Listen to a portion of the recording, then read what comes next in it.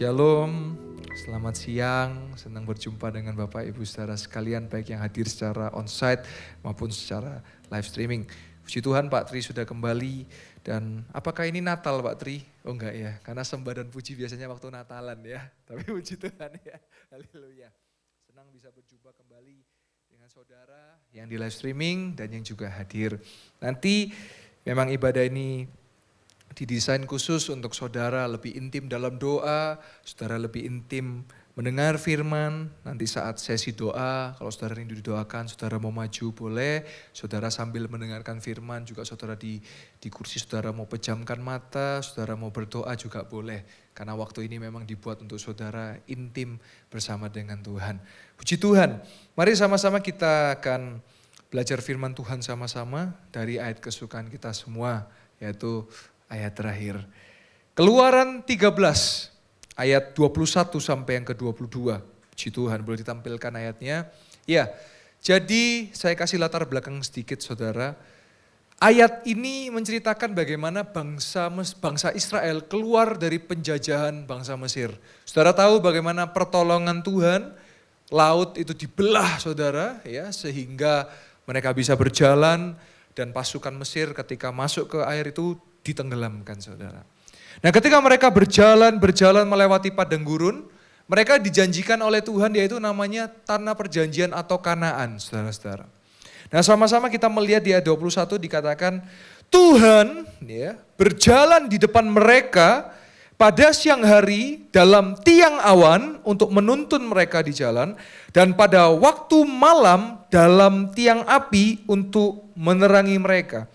Sehingga mereka dapat berjalan siang dan malam, ayat 22 yang terakhir, dengan tidak beralih, tiang awan itu tetap ada pada siang hari, dan tiang api pada waktu malam di depan bangsa itu. Saudara, bangsa Israel itu jumlahnya ada jutaan saudara. Saya kemarin ngelihat sensus kota Malang sampai 2024 sekitar 800.000 orang yang tinggal di kota Malang. Nah ini ada jutaan saudara, diperkirakan lebih dari jutaan. Nah saudara, di situ dikatakan bahwa ketika siang hari ada tiang awan, kalau malam ada tiang api. Kenapa harus ada tiang awan dan tiang api? Saudara, ini berbicara yang namanya penyertaan Tuhan.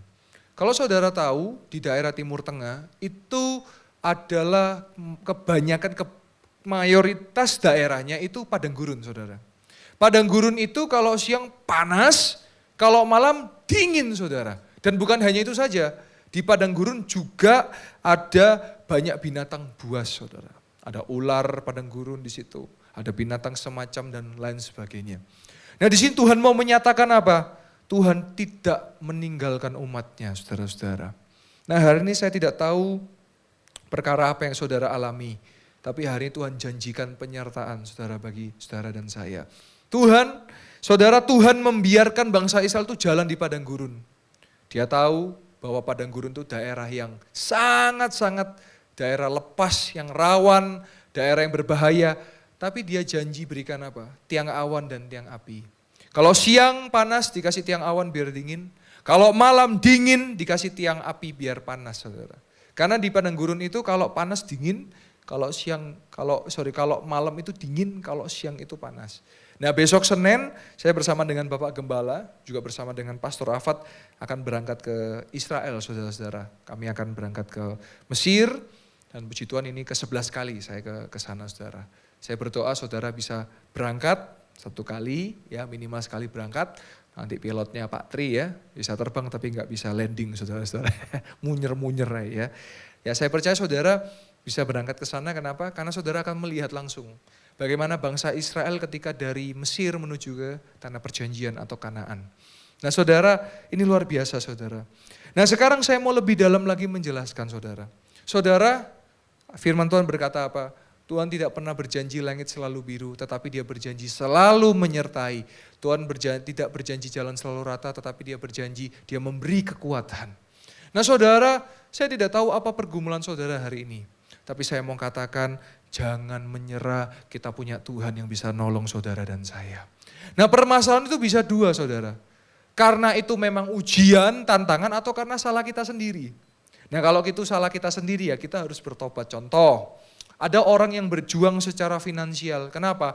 Karena memang ada satu keadaan. Saya punya seorang teman yang sangat baik. Ya dia kasihan saudara, karena dia ditinggal oleh ayahnya dipanggil Tuhan. Dia ditinggalkan utang saudara, sekitar puluhan juta saudara. Dan dia harus bekerja di mana harusnya pada saat itu dia menikmati masa-masa yang enak saudara. Akhirnya dia harus banting tulang saudara. Untuk apa? Untuk bisa melunasi hutang yang ditinggalkan oleh ayahnya saudara. Dan kapan lalu saya dapat kabar, puji Tuhan hutangnya bisa lunas. Nah saudara, saya percaya tidak ada yang mustahil bagi Tuhan dan bagi orang yang percaya. Nah itu kondisi yang pertama. Nah kondisi yang kedua saudara, kalau itu salahnya saudara ya bertobat. Apa Pak contohnya? Sudah tahu tidak boleh judi. Nah itu. Tapi karena judi nikmat masuk 100 keluar 200, masuk 200 keluar 400. Dicoba, nggak keluar saudara. Akhirnya saudara gimana? Tuhan, kenapa engkau buat aku seperti ini? Ya bukan, itu bukan Tuhan yang buat saudara seperti itu. Anda yang membuat diri Anda seperti itu. Nah itu jadi kita mesti bertobat saudara. Kenapa? Karena Tuhan tidak suka kita berjudi. Nah jadi saudara paham ya, itu yang mendewasakan jemaat. Kadang-kadang juga memang ada kalanya, saya katakan Tuhan tidak pernah membuat sakit saudara. Tapi Tuhan izinkan ada penyakit saudara. Nah kalau memang itu adalah sebuah ujian, ya, yang ngasih sakit itu siapa saudara? Dua. Satu setan, kedua itu gaya hidup Anda. Saya berjumpa dengan seseorang ngalami stroke, tangan kirinya kena, kaki kirinya kena.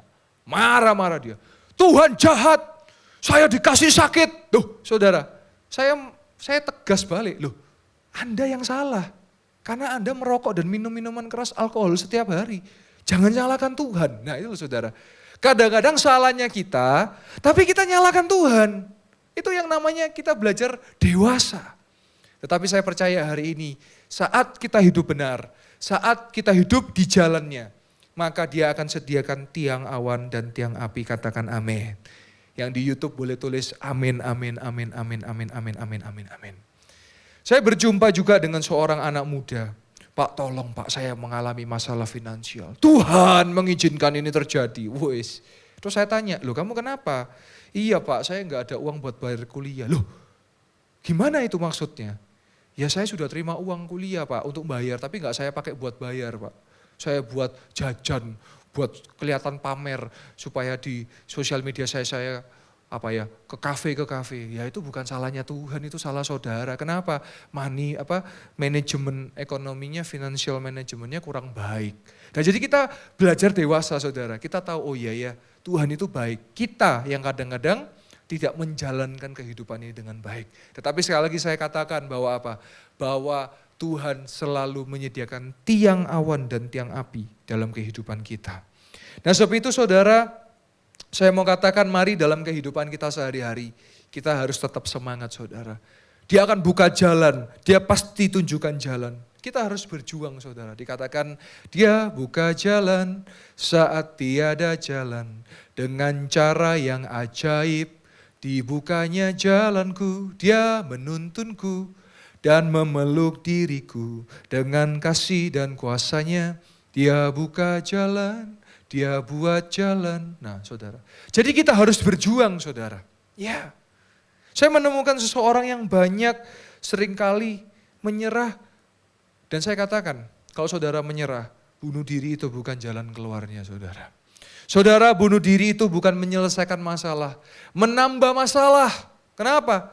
Karena kalau saudara bunuh diri, itu jalur VIP langsung ke neraka saudara. Loh kok bisa gitu Pak Yoel?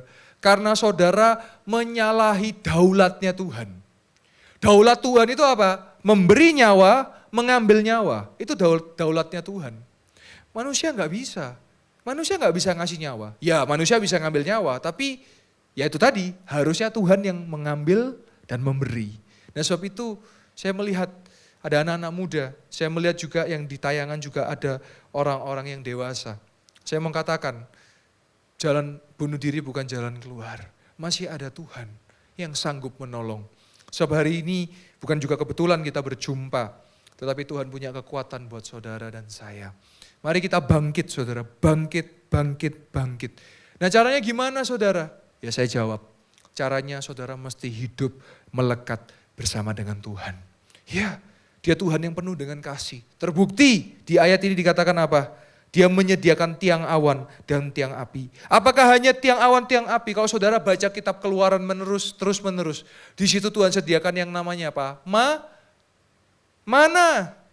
N-nya huruf dua, N-nya ada dua ya. Mana? Mana ini adalah roti yang Tuhan sediakan bagi bangsa Israel. Saudara coba sama-sama kita mikir saudara ya. Bangsa Israel ini ada jutaan orangnya, banyak keluarga. Terus mereka itu di padang gurun. Saudara pernah mikir mandinya mereka bagaimana saudara? Ayo. Kita itu mandi kalau saya ngitung ya, saya pernah waktu itu saya mau pelayanan dan waktu itu air saya mati saudara. Pumpnya mati saudara. Sehingga saya memilih gak mengeluh saudara. Apa yang saya lakukan? Saya mandi pakai air galon saudara. Pakai air mineral. Nah sesekali saudara perlu coba mandi pakai air mineral. Kenapa? Sambil mandi bisa minum saudara. Wow. Itu saya mandi itu butuh 1 galon saudara. Berarti 1 galon itu berapa? 16 liter kurang lebih ya. 1 sampai 20 liter ya. Katakanlah 20 liter. Nah itu 1 orang mandi 20 liter saudara. Nah kalau jutaan orang berarti berapa liter? Jutaan liter saudara. Itu sak laut itu saudara. Tapi kok bisa ya bangsa Israel bertahan? Ya karena dia menyediakan saudara. Sama dengan mana saudara. Mana juga saya dengar ada juga burung apa itu, daging burung itu yang juga dimakan oleh bangsa Israel. Itu lalu luar biasa saudara. Saya coba ada namanya hermeneutik. Hermeneutik itu ilmu menafsir. Kalau makan roti saudara pernah makan roti coklat ya. Kalau saudara makan roti coklat sehari mungkin enak ya. Coba 1 bulan, apa enggak enek saudara. Nah saya pikir kalau saya lihat-lihat, mungkin Tuhan punya rencana, punya cara, yaitu apa caranya? Mana itu dimakan rasanya bisa beda-beda sesuai keinginan orang-orangnya. Mungkin loh saudara, hari ini kepingin rasa ayam, wah. Besok rasa kacang hijau misalnya, wah. Besok rasa apa misalnya? Rasa coklat, wah. Rasa keju, rasa susu misalnya. Ya mungkin saudara. Tapi saya nggak tahu karena saya nggak pernah makan mana. Tapi kan kira-kira mungkin kurang lebih saudara. Nah artinya apa? Tuhan itu selalu menyertai. Menyertai siapa sih? Orang-orang yang benar. Nah saudara kita selalu mesti cross check dalam hidup kita ya. Kalau kita hidupnya nggak benar, ya kita berarti keluar dari jalan Tuhan. Sebab itu mari kita hidup menjadi orang yang benar. Orang yang benar itu bagaimana Pak? Orang yang suka merenungkan firman Tuhan siang dan malam. Orang benar itu gimana Pak? Yang suka memuji menyembah nama Tuhan. Orang benar itu gimana Pak? Yang suka beribadah. Orang yang benar itu bagaimana Pak? Yang melakukan firman. Melakukan firman itu apa Pak? Mengampuni, mengasihi sesama. Ya, itu adalah melakukan firman Tuhan. Nah sebab itu hari ini kita belajar dari bangsa Israel. Bangsa Israel ini bangsa yang sangat Tuhan kasihi. Sampai Tuhan itu memperhatikan detail-detailnya. Ya, kita percaya juga kita hari ini Tuhan memperhatikan setiap kita. Haleluya.